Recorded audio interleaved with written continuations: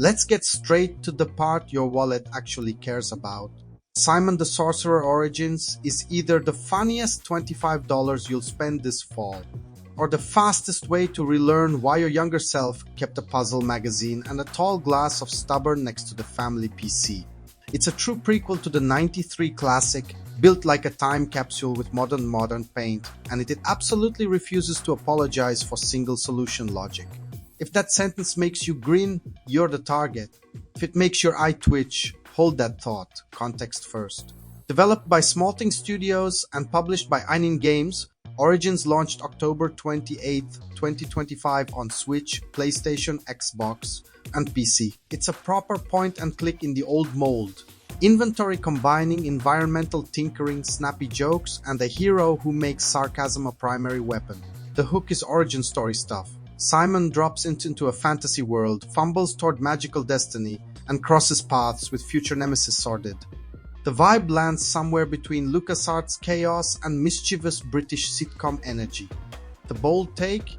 This is a smart, stubborn throwback, frequently delightful, sometimes exasperating, where the writing and performances carry you past some creaky edges.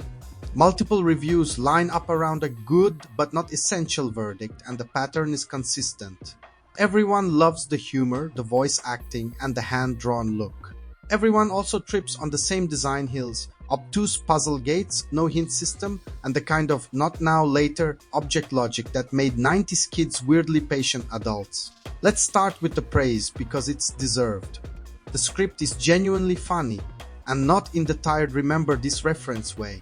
Simon breaks the fourth wall with gusto, complains about the level designer, and even turns map markers into physical jokes. The pin you drop dive bombs into the world like a meteor, and NPCs start interacting with it.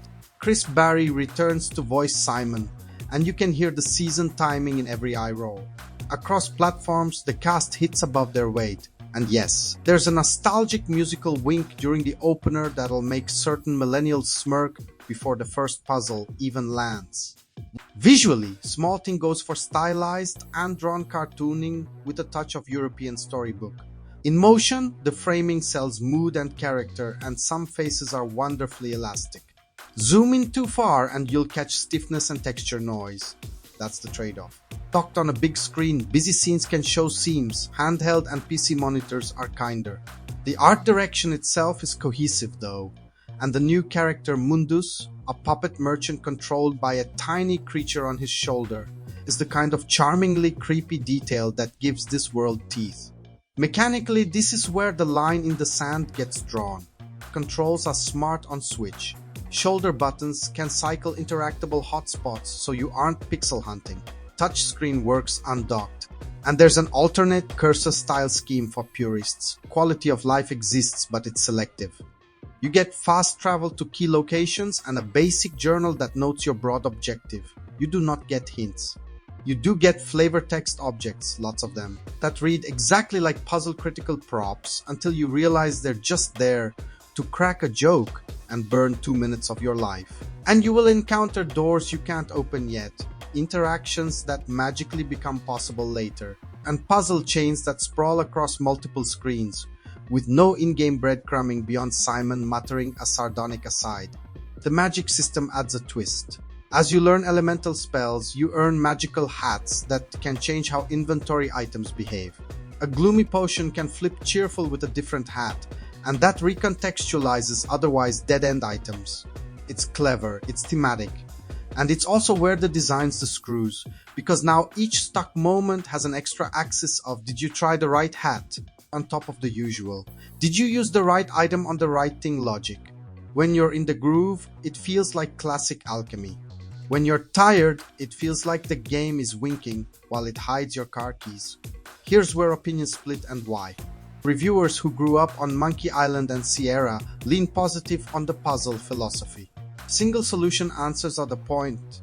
The joke lands harder when the solution is audacious. The victory hit is sweeter because the design doesn't bend.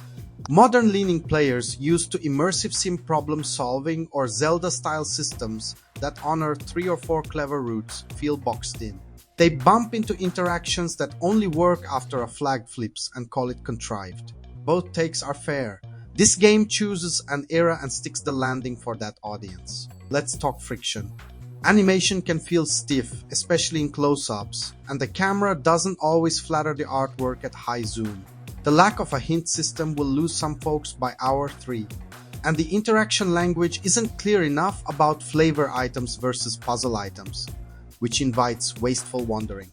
You can mitigate some of this. Use the hotspot cycling religiously. Get in the habit of rotating hats when an item seems useless. If Simon says that won't work, log the interaction anyway and try again later. This game loves to flip its own rules after a story beat.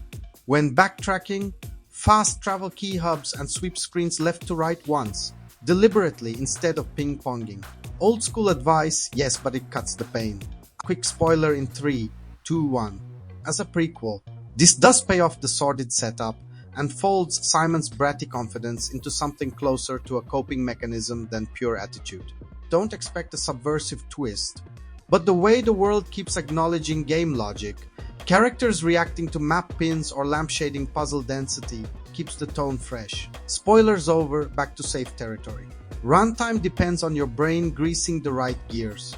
If you already think in point and click, you can clear it in an evening. If you don't, you'll have a stop-and-go weekend with a lot of tiny laughs breaking up a few big sighs.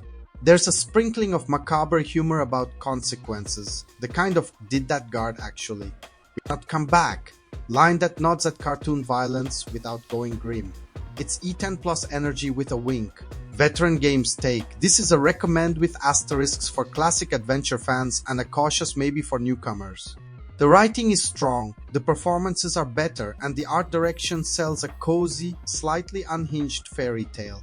The puzzles are proudly old school. If you want open-ended problem solving or a built-in hint nudge, you'll bounce. If you want a well-voiced, fourth-wall-breaking comfort food adventure that respects your patience more than your schedule, you'll have a blast. One practical payoff before we wrap: the Act 2 drift, where you wander screens feeling lost, is usually an inventory state issue, not a missing room. Cycle hats on anything that changed context, revisit 2 earlier hubs with fast travel, and recheck objects Simon dismissed once. The game teaches this rhythm early. Once you adopt it, the back half accelerates. If this kind of no BS deep dive is your thing, hitch a ride with Veteran Game and hit subscribe. If you're nodding or fuming, toss a like so this take survives the algorithm. Final question for the comments. Should classic adventure games stay stubborn with single solution puzzles and no hints? Or is it time for the genre to embrace multiple paths and in-game guidance without losing its soul?